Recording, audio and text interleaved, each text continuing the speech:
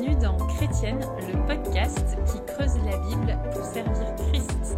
Je suis Aurélie Bricot et je suis en compagnie de la co-animatrice Angie Velasquez-Thornton. Comment est-ce que tu vas, Angie? Ça va très bien. Et toi, Aurélie, comment vas-tu? Ça va bien. Écoute, les enfants ont bien repris le chemin de la rentrée, des activités, tout bat son plein. Et ma fille rentre au collège cette année, alors c'est vraiment l'année des défis. Et c'est vraiment une grâce pour nous de pouvoir l'accompagner dans cette nouvelle grande étape de sa vie. Ma fille aussi entre dans ce qu'on appelle ici l'école secondaire. Et c'est vraiment un grand changement, mais Dieu merci, elle a hâte, elle est contente. Et c'est vraiment une grâce de voir nos enfants grandir, non seulement physiquement, mais on espère aussi dans la foi. Exact. Alors aujourd'hui, on retourne à notre série sur le symbole des apôtres. Et avant d'attirer notre attention sur la phrase du jour, Angie, c'est parti, vas-y pour le rituel de récitation.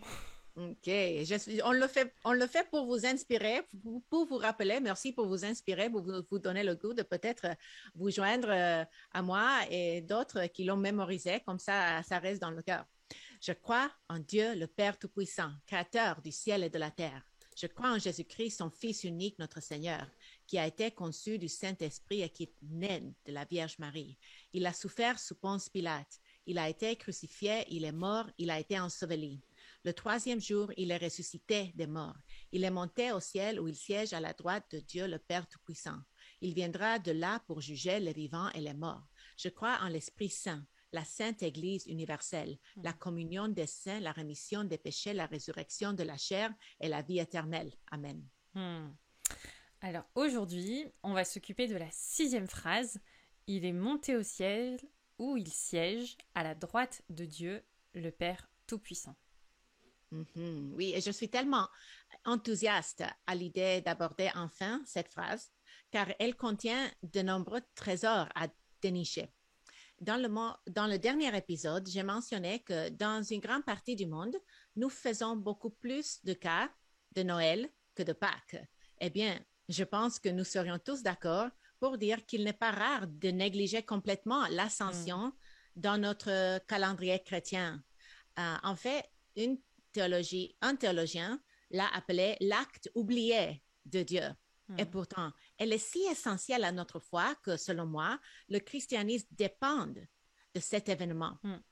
L'ascension est essentielle d'abord parce qu'elle fournit une preuve de plus que le Père a accepté le sacrifice de son Fils. Finalement, un peu comme un retour à la maison. Après avoir accompli la mission jusqu'au bout, eh ben, le Seigneur monte rejoindre le Père. Hébreux 10, les versets 11 à 14, nous dit que « Et tandis que tout sacrificateur fait chaque jour le service et offre souvent les mêmes sacrifices qui ne peuvent jamais ôter les péchés, lui, après avoir offert un seul sacrifice pour les péchés, s'est assis pour toujours à la droite de Dieu. Il attend désormais que ses ennemis soient devenus son marchepied, car par une seule offrande, il a amené à la perfection pour toujours ceux qui sont sanctifiés. » Ce passage des Écritures mentionne que Christ est assis pour toujours à la droite de Dieu. Curieuse posture, non? Qu'est-ce que t'en penses, toi? Cela peut ne pas paraître très important, surtout pour nous qui n'avons pas ce vocabulaire dans le monde actuel. Mais peut-être que quelque chose sur le rôle du prêtre dans le temple nous aidera à comprendre pourquoi il est si crucial que Christ, notre grand prêtre, se soit assis. Dans le Pentateuque, nous trouvons des descriptions élaborées du mobilier et des ornements nécessaires au sacrifice du temple. L'autel des holocaustes, à l'autel des encens, à la table de pain de proposition. Mais savez-vous quel est le meuble que l'on ne trouve nulle part dans le temple? Une chaise.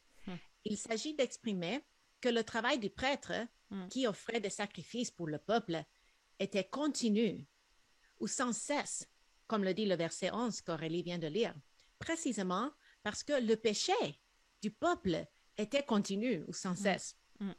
Et les sacrifices d'animaux offerts par les prêtres ne pouvaient jamais ôter le péché, comme le dit aussi le verset 11. Ils ne faisaient que couvrir le péché jusqu'à ce que le sacrifice parfait arrive. Ainsi, lorsque Christ s'est offert comme ce sacrifice parfait, une fois pour toutes, il a accompli les exigences de la loi une fois pour toutes. Et cela, mes amis, est la raison pour laquelle Jésus a finalement pu s'asseoir, alors qu'aucun prêtre humain n'en avait été capable. Comme le précise un érudit, c'est pourquoi une chaise lui est fournie, puisque l'œuvre sacerdotale ne doit plus jamais être répétée. Ce siège n'est rien d'autre, rien de moins que le trône même de Dieu, selon Hébreux 8.1, Hébreux 1.3 et Hébreux 10, verset 12. Donc la prochaine fois que vous vous asseyez sur une chaise, le dimanche matin par exemple, rappelez-vous que Christ lui aussi s'est assis. Ça vous permettra de bien visualiser le fait que tout est accompli. Le symbole des apôtres souligne également ce que Hébreux 10 mentionne, que Jésus s'est assis, et en plus à un endroit précis, à la droite de Dieu. Ces paroles sont d'ailleurs reprises du psaume 110.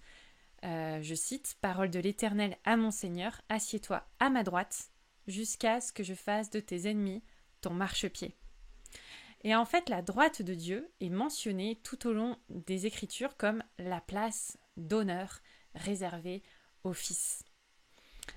On l'a notamment, pour ceux qui veulent noter, qui peut-être prennent des notes, en 1 Pierre 3, 22, Acte 2, 33, Acte 5, 31, Acte 7, 55 et 56, en Luc 22 aussi, Romains 8, Éphésiens 1, Colossiens 3, et en Hébreux 1, vous pourrez voir dans toutes ces références, on vous laisse chercher, et il y en a encore d'autres qu'on n'a pas nommées. Et à juste titre, on a donc un credo qui reprend cette notion et qui choisit d'inclure cette position singulière que Christ occupe de manière permanente désormais. Exact. Et j'aimerais partager 3 autres raisons pour lesquelles l'ascension est essentielle. Elles vont ensemble et peuvent être mieux expliquées avec l'illustration suivante. Ces dernières années, avec mon mari, nous avons enseigné la théologie à nos filles à l'aide d'un catéchisme pour enfants. Et vous trouverez une version française de ce catéchisme dans le livre édité par notre ami Pascal Denot, intitulé « La confession de foi et la doctrine baptiste ». Et l'une des questions, et les catéchismes, si vous ne connaissez pas, c'est des questions et des réponses. Donc, la personne qui instruit l'enfant pose la question et l'enfant mémorise la réponse à chaque question. Et l'une des questions qui se pose est la suivante. Quelles sont les fonctions de Jésus-Christ? Et la réponse qui donne l'enfant est la suivante. Jésus-Christ est prophète, sacrificateur et roi. Et il y a plusieurs versets en parenthèse pour qu'on fouille dans la Bible alors qu'on fait le temps de méditation dans le catéchisme pour que les enfants voient que chaque réponse a une référence biblique. Ce n'est pas tiré de l'air. Et je crois que cela est particulièrement vrai en ce qui concerne son ministère actuel pour son peuple, rendu possible par son ascension. Donc, l'ascension était essentielle. D'abord, on a déjà dit donc la deuxième raison, c'est qu'elle était une condition pour l'envoi du Saint-Esprit. Pas d'ascension, pas de Pentecôte. Pas de Pentecôte, pas d'église. L'œuvre prophétique de Jésus, comme on a dit que Jésus est notre prophète, son œuvre prophétique commençait lors de son ministère terrestre, s'est poursuivie à travers ses apôtres et l'Esprit les rendant capables de remplir la mission à laquelle Dieu les avait appelés. Et oui, parce qu'en Jean 16, 7, il est dit « Cependant, je vous dis la vérité. Il vous est avantageux que je m'en aille, car si je ne m'en vais pas, le Consolateur ne viendra pas vers vous, mais si je m'en vais, je vous l'enverrai. » On voit bien que l'ascension assure l'œuvre prophétique de Christ à travers son Église. Et ça nous enseigne en nous conduisant dans la volonté de Dieu. L'Esprit, le Consolateur, nous est alors envoyé pour nous conduire en toutes choses dans ce que Dieu veut. Et ça a commencé avec les apôtres et les prophètes, et ça se poursuit à travers nous aujourd'hui, alors que nous recherchons sa sagesse, son discernement, que nous sommes à l'écoute de son esprit pour porter son message jusqu'aux extrémités de la terre. Oui. Et troisièmement, l'ascension est essentielle parce qu'elle assure le rôle sacerdotal de Christ alors qu'il intercède pour son peuple. Hébreux 9, verset 24 dit « Car Christ n'est pas entré dans un sanctuaire fait de main d'homme, en imitation du véritable, mais il est entré dans le ciel même, afin de comparaître maintenant pour nous devant la face de Dieu. » Excellent. Et on a Hébreux 7, 25 qui nous dit aussi que c'est aussi pour cela qu'il peut sauver parfaitement ceux qui s'approchent de Dieu par lui, étant toujours vivants pour intercéder en leur faveur. En effet, on voit bien que l'épître aux Hébreux est une mine d'or, tu l'as dit au début du podcast, de réflexion théologique sur le rôle actuel que mène notre Seigneur dans le ciel. Et même si nous ne le voyons pas de nos yeux, notre esprit sait que là où il est, il règne. Et vraiment, on vous recommande de lire l'ensemble du livre d'Hébreux à la recherche de toutes les mentions et les allusions au ministère actuel de Christ et à l'importance que ça a pour nous de nous saisir de ces vérités et de comprendre la gymnastique entre le déjà et le pas encore. Oui. Quatrièmement, l'ascension est essentielle parce qu'elle assure le rôle de Christ comme Seigneur et Roi. Et j'ai entendu dire que l'ascension était l'entrée triomphale dans la Jérusalem céleste. Et citant le psaume 110, le jour de la Pentecôte, Pierre a proclamé ces mots dans Acte 2, versets 34 à 36. Car David n'est point monté au ciel, mais il dit lui-même, le Seigneur a dit à mon Seigneur, assis-toi à ma droite, jusqu'à ce que je fasse de tes ennemis ton marchepied. Que toute la maison d'Israël sache donc, avec certitude, que Dieu a fait Seigneur et Christ, ce Seigneur que vous avez crucifié. Dans l'ascension, nous assistons à l'intronisation de Christ.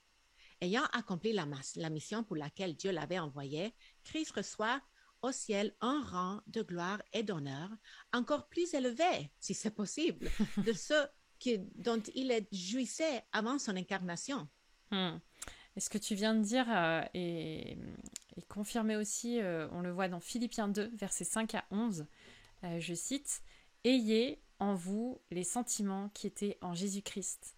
Existant en forme de Dieu, il n'a point regardé son égalité avec Dieu comme une proie à arracher, mais il s'est dépouillé lui-même en prenant une forme de serviteur, en devenant semblable aux hommes, et il a paru comme un vrai homme. Il s'est humilié lui-même, se rendant obéissant jusqu'à la mort, même jusqu'à la mort de la croix. C'est pourquoi aussi Dieu l'a souverainement élevé et lui a donné le nom qui est au-dessus de tout nom, afin qu'au nom de Jésus, tout genou fléchisse dans les cieux, sur la terre et sous la terre, et que toute langue confesse que Jésus-Christ est Seigneur, à la gloire de Dieu le Père. Amen. Nous arrivons maintenant au moment de notre podcast où nous répondons à notre question clé. Comment la découverte de ces vérités m'aide-t-elle à mieux servir Christ? Je crois que la meilleure façon de répondre à cette question est de revenir au catéchisme pour enfants que j'ai mentionné précédemment. Une fois que mes filles ont répondu à la question « Qu'est-ce que Christ fait pour son peuple ?»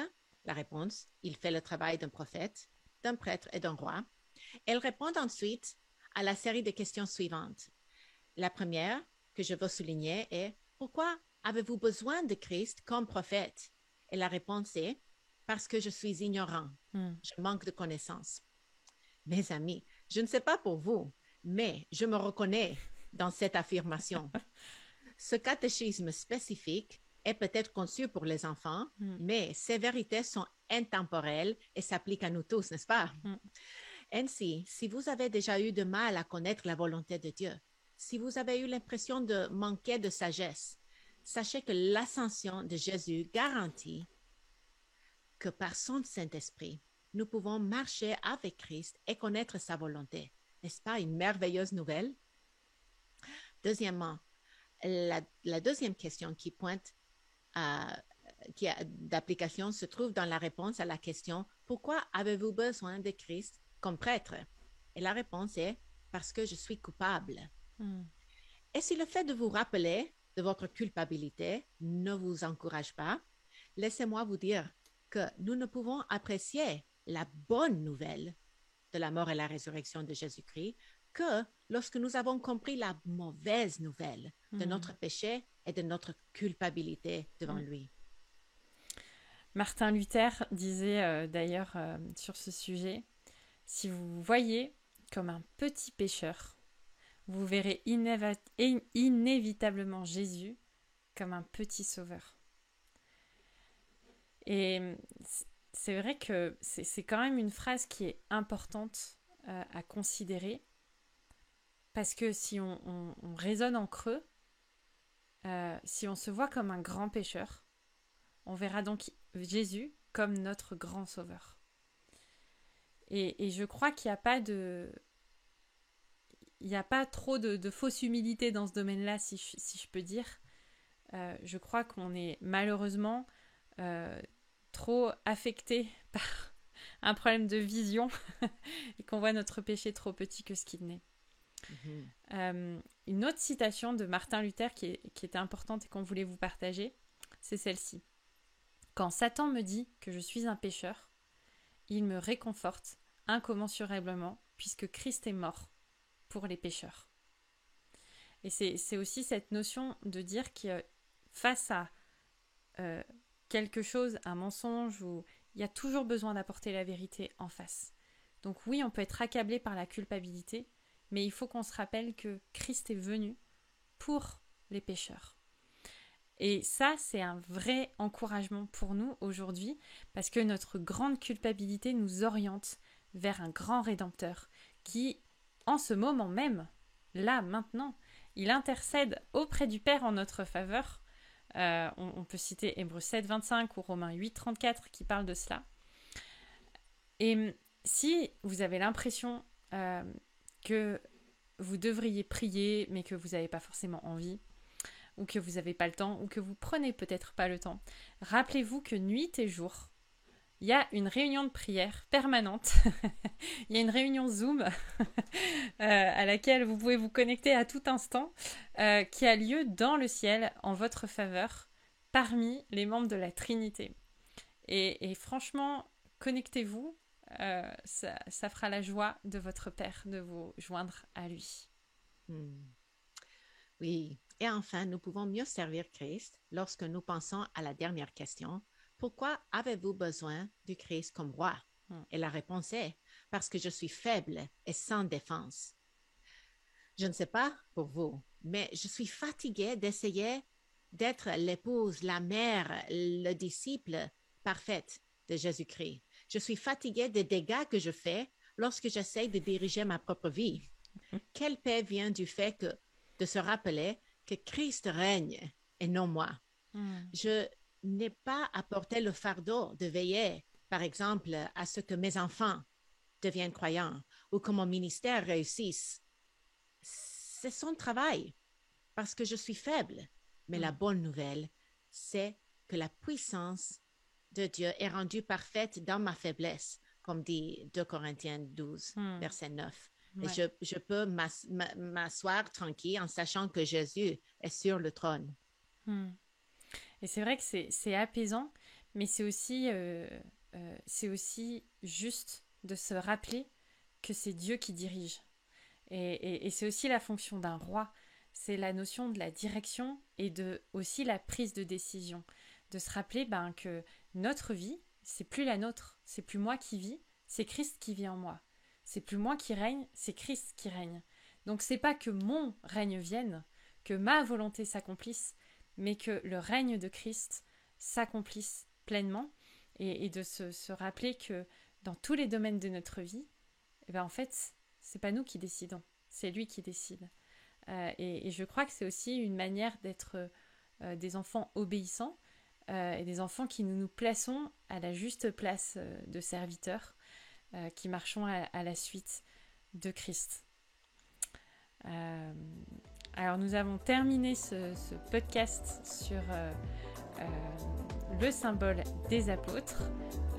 On a déjà passé la moitié de notre série sur ce thème-là. Merci Angie pour tout ce que tu as partagé. Plaisir. Je te souhaite une bonne journée, une bonne semaine. On se voit donc mardi prochain pour un nouvel épisode de notre podcast. On vous dit donc à bientôt. N'hésitez pas à partager vos réactions sur les différentes plateformes, à écrire vos commentaires ou à nous poser des questions ou partager simplement des réflexions. Vous pouvez nous écrire à chrétienneausingulier@toutpoursavoir.com. À bientôt Angie. À bientôt. Bye bye les amis. Ciao.